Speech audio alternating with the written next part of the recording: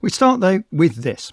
I put myself in this position, and I deserve the imposition, but you don't even know I'm alive, and this pounding in my heart just won't die. I'm burning up. I'm burning up for your love. I'm burning up for your love. I'm burning up for your love, for your love. Madonna's Burning Up, which featured on her debut studio album way back in 1983, and which turns up quite early in her current Celebration tour as a way of taking her audience back to a time when she wasn't selling out stadiums all over the world, but still building her career with gigs at grungy Bowery clubs like CBGB's. Celebration is a retrospective show, looking back over 4 decades that built Madonna into one of the most successful female artists ever. Here to review it is the music critic Pete Perfides, who, like everyone else at the O2, was made to wait for the spectacle last night. And joining us on a line from Galway, the writer Mary Gabriel, with us to talk about her monumental biography, Madonna, A Rebel Life. Pete, the tour sold out in London, New York and Paris within minutes of going on sale, and there are kind of crazy resale prices on the resale sites. Will the fans get what they're paying for? By and large, I think they will. You get, you get something which leans heavily into her own iconhood, and I think the sort of key to it is the thing that she said back in 2016 when she won Billboard's Woman of the Year award, which is the most controversial thing I've done, is to stick around, she said. And when you consider the other controversial things she's done, like the Pepsi advert which featured her kissing a black Christ in front of burning crosses, for example, or the sort of sex book, then that. But I think she has a point, and precisely because of those things. So it wasn't a self-deprecating show. But we don't expect... That's to put it mildly. But she's got a lot to congratulate herself for. Oh, totally. I mean, she's a survivor. She's sort of challenged notions of patriarchal ownership of women's sexuality and overturned them. And made it hers. She's arriving off the back of a really serious health scare, and she's 65 now. Does the structure of the show reflect that? I mean, she can't do the dancing that she used to do. No, not quite. That's right. But, there are certainly, she's kind of sort of carried aloft by the energy of the dancers that she has around her, and at times her family. It's a show. I think it's a show that celebrates family, both the family that you find along the way, along your journey, and in a way certainly acknowledges, if not always celebrates in a straightforward way, the family that you grow up with. So it's heavy with Catholicism at times.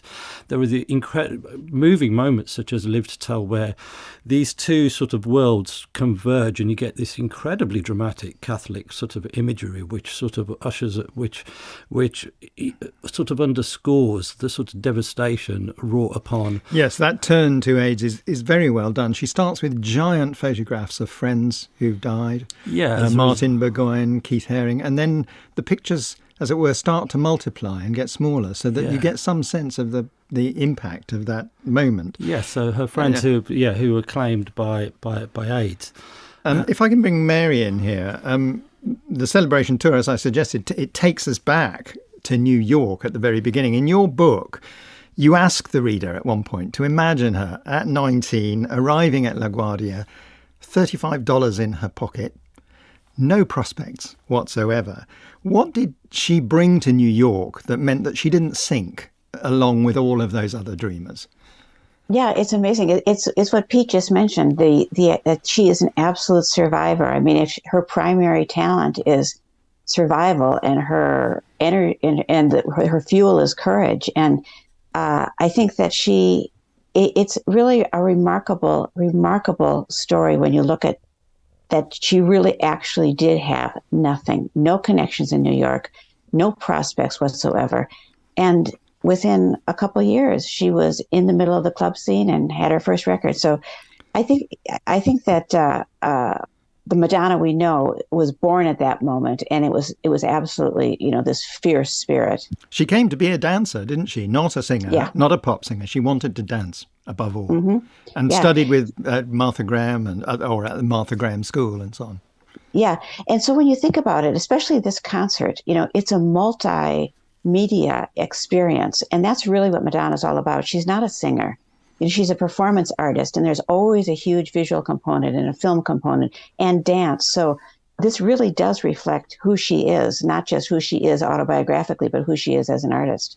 She brought, obviously, that absolute determination and kind of and sense of destiny, I suppose, to New York.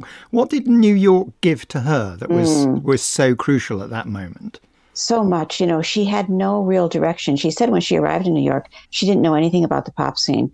And the group that she found herself with, Keith Haring and Martin Burgoyne, two of the people on her posters of people she's lost, and Christopher Flynn, her dance teacher, that group that she found herself in really gave her a path. And it was this unbelievable moment, a convergence moment when all of the arts were percolating in Lower Manhattan, and nobody cared what these kids were doing because they weren't making any money. They were outlaws, cultural outlaws, which is the very best place to be when you're that age. So they really gave her a canvas on which to paint.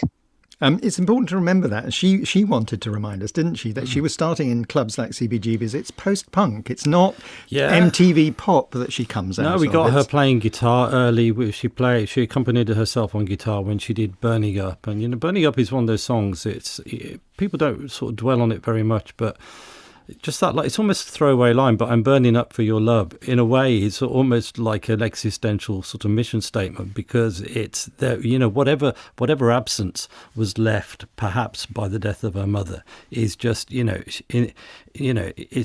it's her ambition is sort of this magnesium in the oxygen of our attention, which kind of creates this incredible art. One of the potent moments last night was she has this section where she plays mother and father, and we see giant images of, well, let's just hear a bit of that track because it kind of relates to what you see in the concert.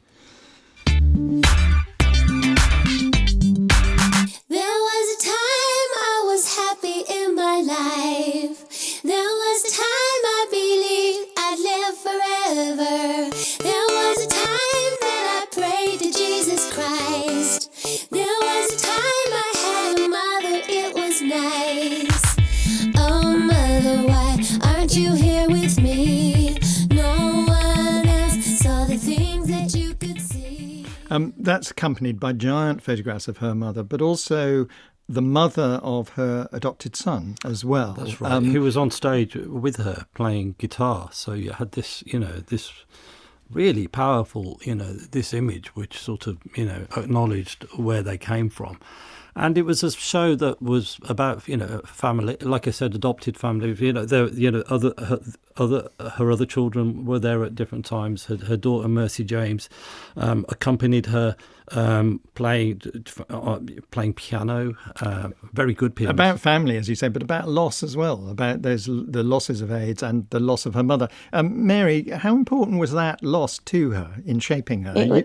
It was fundamental. I mean, that was the moment, that kind of heartbreak at the age of 5. You either, children respond to that kind of pain in many ways, but one of them is just you become hardened. And then a couple of years later, her father remarried, the one parent she still had. And so she was doubly at sea. She had lost both parents to her mind. And so she said, no one can ever touch me again. And in this love that she's been seeking, she finds it in the clubs in New York in the early days. She finds it on the stage today. I mean, it's that massive love that will only fill that hole. You quote Camilla Barboni, who was, I think, her very first manager, and she says something very interesting. If it's possible to be fearless and vulnerable at the same time she was, is that kind of part of a clue to her later success, that she manages to combine those things?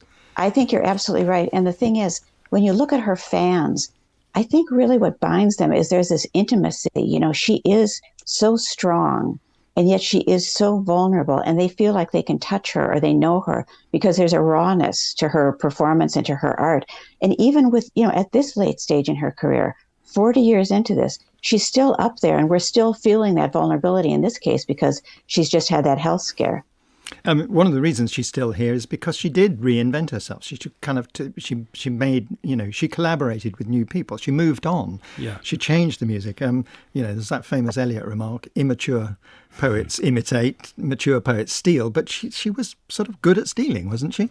I'm not using that in a pejorative sense. I think all my favourite pop musicians, pop and rock music, soul musicians, they of course, you scavenge what you can and you create something new with it. And she's absolutely no exception. I think it definitely with her it starts.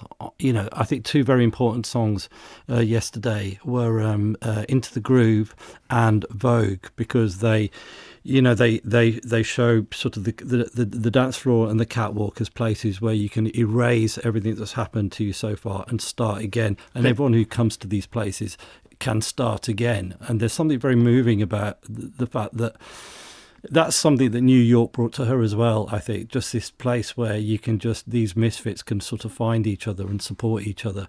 And, she's a great songwriter.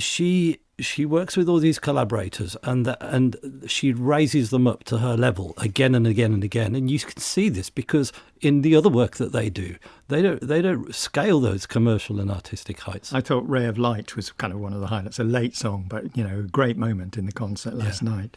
Yeah. Mary Gabriel, to what extent did she, sort of last question, we're running out of time, how much did she open up? I mean, she clearly opened up MTV to all sorts of new diversity. I mean, people saw things they hadn't seen before. Yeah, I mean, when you think about her Blonde Ambition tour, she introduced her gay friends, her gay world to the greater world, and that was revolutionary, especially at that moment because the narrative around gays was death from AIDS, and so Madonna spent her career knocking down doors, as we all know, and sometimes people didn't want to get the message, but she did it anyway. And I think, we can all say at this moment, well, maybe not all of us, but that we're better for it. Okay. Thank you very much indeed, Mary Gabriel, author of Madonna, A Rebel Life, and Pete Perfides too. The Madonna's Celebration Tour continues tomorrow and Wednesday in London and then in Europe until early December before dates across the US.